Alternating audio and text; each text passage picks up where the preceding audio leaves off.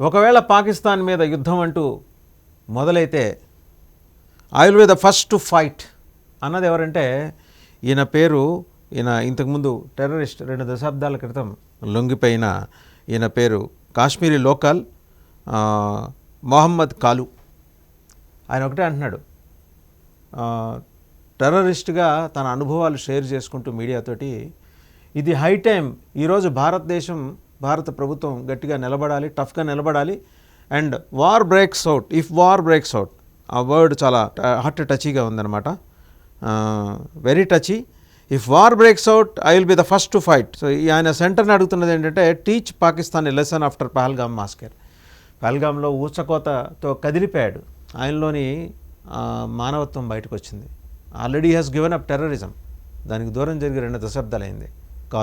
మొహమ్మద్ కాలు, అర్జెంటుగా మీరు పాక్ స్పాన్సర్డ్ టెర్రరిజం మీద యుద్ధం చేయకపోతే ఇది ప్రపంచ వినాశనానికి దారి తీస్తుంది. దీనికి ఎక్కడో ఒక చోట ఒక లెజిబుల్ ఆన్సర్ మనకి కనపడాలి అని చెప్పేసి ఆయన ప్రకటన చేశాడు. ఒక్కసారి ఈయన ప్రకటన చేసిన నేపథ్యంలో మనం సిరీస్ ఆఫ్ ఇన్సిడెంట్స్ని రికలెక్ట్ చేసుకోవాలి.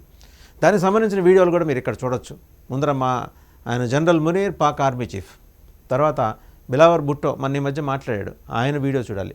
అలాగే పాక్ సెనేటర్ ఆవిడ మాట్లాడారు, ఆవిడ వీడియో కూడా చూడాలి. తర్వాత రైల్వే మినిస్టర్ అబ్బాసి ఆయన ఏం మాట్లాడతాడు, 130 న్యూక్లియర్ హెడ్స్ వాళ్ళ దగ్గర ఉన్నాయట స్ట్రాటజిక్ లొకేషన్స్లో, అవన్నీ గనక మేము ప్రయోగిస్తే భారతదేశం మిగలదని. అవి ప్రయోగించడానికి కావాల్సిన సాధన సంపత్తి మీ దగ్గర లేదు ముందర.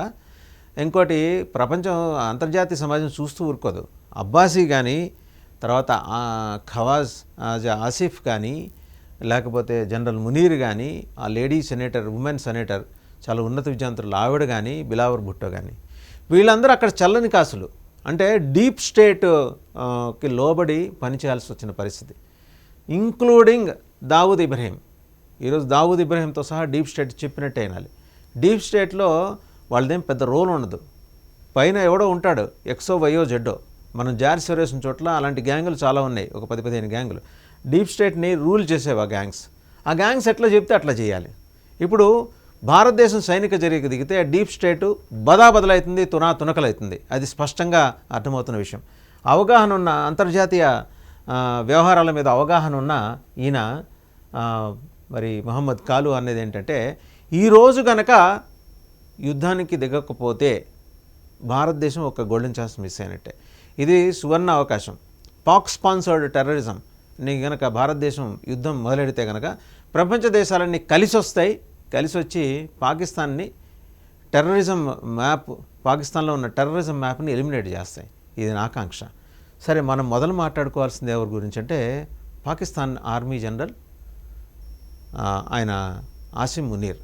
ఆయన ఏం మాట్లాడాడు ఏప్రిల్ 17వ తారీఖు ఆయన మాట్లాడుతూ, మా బ్లడ్, మా బ్రీడు, మా రిలిజియన్, మా civilisation, everything are different from Hindus. So వాళ్ళ మీద మేము భారతదేశం మీద దాడి చేయటమే మా ఒక్క లక్ష్యం. క్లియర్గా ఆయన యూనిఫామ్ వేసుకున్న ఐఎస్ఐ ఉగ్రవాది మాదిరి మాట్లాడాడు. ఐఎస్ఐ అనేది పేరుకి ఇంటెలిజెన్స్ సంస్థ. వాళ్ళు ఉగ్రవాద క్యాంపులు నిర్వహిస్తుంటారు, ఉగ్రవాదులు తయారు చేసి ప్రపంచం మీద వదులుతుంటారు. దానికి ఇన్ కంటిన్యూషన్ వాళ్ళ డిప్యూటీ ప్రైమ్ మినిస్టర్ ఎక్కడో చెప్పాడు, ఆయన మేమే తయారు చేస్తాం, మా దరిద్రానికి కొద్దీ మేమే తయారు చేసి పంపిస్తుంటాం. ముందర జనరల్ మునీర్ ఏం మాట్లాడారో చూద్దాం. వాళ్ళ బ్లడ్, బ్రెడ్, బ్రీడ్ అన్నీ వేరే, నిజమే అది. అండ్ వాళ్ళ థాట్ ప్రాసెస్ కూడా వేరే. ఆయన ఏమన్నాడో చూద్దాం. पाकिस्तान की कहानी अपने बच्चों को जो है आपने जरूर सुनानी है, ताकि वो पाकिस्तान की कहानी ना भूलें. Well, our forefathers they thought that we are different from the Hindus in every possible aspect of life. Our religion is different, our customs are different, our traditions are different, our thoughts are different, our ambitions are different. That was the foundation of the two-nation theory that was laid there. That we are two nations, we are not one nation. So because of that, our forefathers, they struggled, mounted that incessant struggle to create this country. Our forefathers, they have sacrificed immensely, and we have sacrificed a lot for the creation of this country. So చూసాం కదా, ఆయన మాట్లాడింది చూసిన తర్వాత మనకి ఏంటి స్పష్టంగా తెలిసింది. వాళ్ళు ఏంటంటే వాళ్ళ మైండ్ సెట్ ఏవో భూతము ఏదో ఆవహించింది. ఆయన మాట్లాడినట్టే తర్వాత అబ్బాసీ మాట్లాడాడు. నెక్స్ట్ బిలావర్ భుట్టో ఆయన ఏం మాట్లాడతాడు, సింధు నాగరికతకి వాళ్ళు వారసులట. ప్రపంచంలో ఎడారుల నుంచి పుట్టుకొచ్చిన మీ ఆటవిక సంస్కృతి ఈ ప్రాంతానికి వచ్చి నాగరికత నేర్చుకుని, నాగరికత ఇలా ఉంటుందని నేర్చుకుని దురాక్రమణలు చేసి 800 ఏళ్ల పాటు దుర్మార్గంగా పరిపాలించింది కాక మా నెత్తిన ఔరంగజేబులు, అక్బర్లు, బాబర్లు వీళ్ళందరినీ రుద్ది అదే చరిత్ర అదే సంస్కృతి అని చెప్పి చదివించిన తర్వాత ఇవాళ వాస్తవ చరిత్ర బయటకు వస్తుంది. బిలావర్ భుట్టో ముందర నీ ఇంట్లో జరిగిన విషాదం గురించి మాట్లాడుకు, దాని గురించి మాట్లాడు. నీ మాతృమూర్తి బేనజీర్ భుట్టో ఏ రకంగా ఆవిడ హతమైందో, ఎవరు హతమార్చారో తెలుసుకో. సో నువ్వేదో భారత సైన్యం మీద లేకపోతే భారత ప్రభుత్వం మీద నువ్వు దాడి చేసి ఇక్కడ సింధు నదీ జలాలు పారకపోతే భారతీయుల రక్తం పారుతుంది నువ్వు హెచ్చరిస్తే భయపడిపోవటానికి ఉడత ఊపులకి ఇక్కడ బెదిరేవాళ్ళు ఎవరు లేరు. సరే, ఆయన మాట్లాడింది చూద్దాం. सखर में इसी सिंधु दरिया के साथ खड़े होके भारत को कहना चाहूंगा कि सिंधु हमारा है और सिंधु हमारा रहेगा. या इस दरिया से हमारा पानी बहेगा या उनका खून बहेगा. తర్వాత లేడీ సెనేటర్ మాట్లాడారు. ఆ లేడీ సెనేటర్ ఏం మాట్లాడారంటే, పాకిస్తాన్ ఆర్మీ జవాన్లు అక్కడికి సిపాయిలు అక్కడికి వస్తారట, అయోధ్యకు వస్తారట. బాబ్రీ మసీదు కూలగట్టబడిన చోటే మళ్ళీ మసీదు కడతారట. ఒక్కొక్క ఇటుక పేర్చి మసీదు కడతారట. దీనిలో మొదటి అజా ఎవరిస్తారట? General Asim Munir, Pakistan army chief, ఆయన ఇస్తారట. तो ये पता होना चाहिए कि उस फौज में तकसीम है, उस फौज का कोई सिख सिपाही, कोई सिख फौजी पाकिस्तान पर हमला करने को तैयार नहीं है, पाकिस्तान से जंग करने को तैयार नहीं है. और कहा है कि अगर यहाँ पानी नहीं बहेगा तो खून बहेगा दरियाओं में.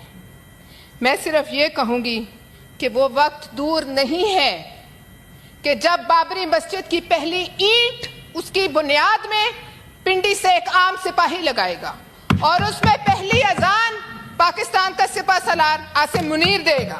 ఆవిడ చాలా అద్భుతంగా మాట్లాడారు. అండ్ మేమేమి గాజులు తొడుక్కొని కూర్చోలేదని కూడా అన్నది. ఏం పర్లేదమ్మా, మీరు గాజులు తొడుక్కోపోయినా ఇక్కడికి వస్తే ఉత్తరప్రదేశ్లో యోగి ఆదిత్యనాథ్ గారి ఆతిథ్యం స్వీకరించవచ్చు. మీరు ఆ మసీదు కట్టుకునే లోపల ఆయన మీకు గాజులు బహుమతిగా కూడా ఇస్తాడు. ఆయన గాజులకేం మరి గొడిపోయిన దేశం ఏం కాదు ఇది.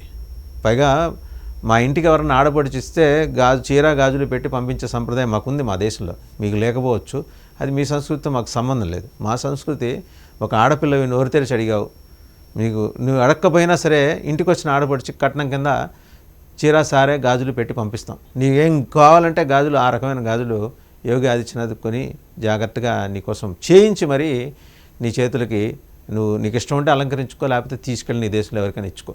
ఆయనైతే ఇస్తాడు, ఆ లోటు రానియడు. మీ సైన్యం వస్తారంటున్నావు కదా, ఏది ఇటుకలు మోసుకొని, ఒకవేళ అంత దూరం నుంచి మోసుకొని రావడానికి మీకు ఫ్లైట్ ఛార్జెస్ అవన్నీ చాలా కష్టం, ఇబ్బంది అనుకుంటే ఇక్కడే మీకు ఇటుక బట్టీలు ఉంటాయి. ఇటుక బట్టీలు అన్ని రాష్ట్రాల నుంచి ఉన్న ఇటుక బట్టీల నుంచి ఇటుకలు పంపించే ఏర్పాటు కూడా ఆయన చేస్తాడు. సైమల్టేనియస్గా ఒకటి గుర్తుపెట్టుకోండి, లేడీ సెనేటర్ గారు, మీరు చాలా హుందాగా మాట్లాడానని రెచ్చగొట్టానని అనుకుంటున్నారేమో. దీనికి ప్రతీకార చర్య అక్కడ కూడా ఉంటుంది. లాహోర్ వచ్చి రామాలయం కడతారు, ఒప్పుకుంటారా మీరు? ఎందుకు మరి కన్నుపోయేంత కాటుకు పెట్టుకొని మాట్లాడటం? దేశ ప్రజల భావోద్వేగాలను రెచ్చగొట్టకండి. పాకిస్తాన్ పౌర సమాజం చాలా హార్డ్ వర్కింగ్ పీపుల్ ఉన్నారు అక్కడ. 65-70% మంది వ్యవసాయం మీద ఆధారపడి జీవిస్తున్నారు. మీ పిచ్చ తెలివితేటల వల్ల, మీ పిచ్చ వ్యవహారాల వల్ల ఇవాళ ఇండస్ వాటర్ ట్రీట్మెంట్ని సస్పెండ్ చేసింది భారత ప్రభుత్వం, పూర్తిగా రద్దు చేయాల. సింధు జలాలు ఇక మీకు పారకపోతే సింధు పంజాబ్ ప్రావిన్సెస్ ఎండుకుపోతాయి, ఎడారి ప్రాంతం అవుతుంది. మీకు గుక్క నీళ్లు తాగడానికి దిక్కు మొక్కు ఉండదు. అండ్ ఇప్పటికే లీటర్ పాలు 250 రూపాయలు, 8 స్లైసెస్ ఉన్న బ్రెడ్ 500, అండ్ ఇంకొక లీటర్ నీళ్లు 140 రూపాయలు పెట్టి కొనుక్కునే పరిస్థితి. మీ ఆర్మీ వెహికల్స్ బార్డర్స్ దగ్గరికి రావడానికి ఫ్యూయల్ లేదు, ఉన్నదంతా 10-12 రోజుల్లో ఖర్చు అవుతుంది. దీనితో మీ ఫైటర్ జెట్స్కి వాడాల్సిన ఫ్యూయల్ వేరే ఉంటుంది, అది మహా అయితే మీకు 1 వీక్ వస్తుంది. ఎందుకంటే లైన్ ఆఫ్ కంట్రోల్ దగ్గర మీరు పెట్టేశారు ఆల్రెడీ మీ ఫైటర్స్. మా విమానాలు గాలిలో లేవగానే మీ విమానాలు లేస్తాయి, ఎక్కడొచ్చి మీ మీద దాడి చేస్తాయని. మాది ఒకటి లేస్తే మీది 4 లేస్తాయి. అలా మా వాళ్ళు ఆ విన్యాసాలు చేస్తూ ఉంటారు. మీ విమానాలు లేస్తాయి, 4 సార్లు చేసి రోజుకి పక్కన పెట్టేస్తారు. మీరు ఒక వారం రోజులు చేయగానే ఫ్యూయల్ అయిపోతుంది. తిరిగి వాటిని టిప్పర్లో పెద్ద పెద్ద క్రెయిన్లో పెట్టుకొని లాక్కొని తీసుకెళ్ళాలి. ఎందుకు వచ్చిందమ్మా ఈ ప్రగల్భాలు? ఆడపిల్లవి, చక్కగా చదువుకున్నావు, మీ దేశంలో ఉన్న పేద పౌర సమాజానికి, మధ్యతరగతి పౌర సమాజానికి మంచి చదువు, అలాగే మంచి హెల్త్ కండిషన్స్ ఇంప్రూవ్ అవ్వడానికి కావాల్సిన వ్యవస్థలు ఏర్పాటు చేయండి. వాళ్ళ మనసులు చొరగనండి, వాళ్ళ గుండెల్లోనూ వాళ్ళ కడుపుల్లోనూ విషం నింపకండి. విషం నింపి మీరే నాశనం అవుతారు. భస్మాసుడి కథ తెలుసు మీకు. ఆ భస్మాసుడు ఎట్టా నాశనం అయ్యాడు, వాడి నెత్తిని వాడే చేపెట్టుకొని భస్మం అయిపోయాడు. మీరు కూడా అంతే. సో అది గుర్తించాడు ఈయన ఫార్మర్ టెర్రరిస్ట్ కాలు మహమ్మద్. ఆయన ఏమంటాడు, నేను మొట్టమొదటి అడుగు వేస్తాను భారతదేశం యుద్ధం ప్రకటిస్తే పాకిస్తాన్ మీద. ప్రధానమంత్రి నరేంద్ర మోడీకి విజ్ఞప్తి చేశాడు. సలాం కాలు మహమ్మద్. సో ఇతని ఆకాంక్ష నెరవేరాలని కోరుకుందాం.